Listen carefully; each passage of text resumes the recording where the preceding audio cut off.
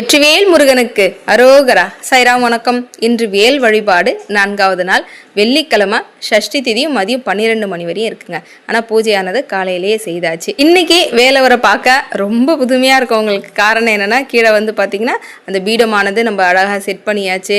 அபிஷேக பீடமும் வச்சாச்சு.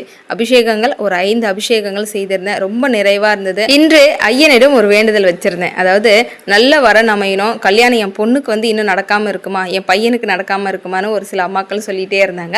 அதனால வேண்டி நல்ல வரன் நல்லபடியாக எல்லாருக்கும் அமையணும் முருகா அப்படின்னு சொல்லிட்டு நல்லபடியாக வந்து அபிஷேகங்களாக செய்து முடிச்சிட்டேங்க. நம்ம வீட்டில் வந்து பழனியாண்டவர் வேலவர்லாம் இருக்காங்க.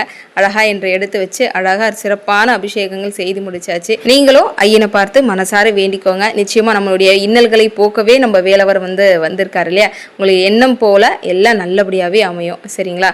விபூதி அபிஷேகம் நிறைவாக செய்து முடிச்சுட்டு பிரசாதமாக பாலும் தேனும் தினமாவும் வச்சுருந்தேங்க. எல்லாருடைய வேண்டுதலும் நல்லபடியாக நிறைவேறணும் முருகா அப்படின்னு சொல்லி வேண்டிக்கிட்டு எலுமிச்சம்பழம் வேலில் வந்து சொருகி வேண்டுதல் வந்து வச்சிருக்கேன். கண்டிப்பாக எல்லாருடைய வேண்டுதலும் ஐயன் வந்து நிறைவேற்றி கொடுப்பாரு. உன்னை ஒழிய ஒருவரையும் நம்பிகளேன், பின் ஒருவரையான் பின் செல்லேன், பன்னிருக்கை கோலப்பா வானோர் கொடிவினையை தீர்த்தருளும் வேலப்பா செந்தில் வேலவனி. திருத்தணி தலத்துக்குரிய சஷ்டி கவசம் வந்து வீடியோ பதிவு கொடுத்துருக்கேன். மறக்காம வீடியோ பதிவும் பாருங்க. ஓம் சாய்ராம்.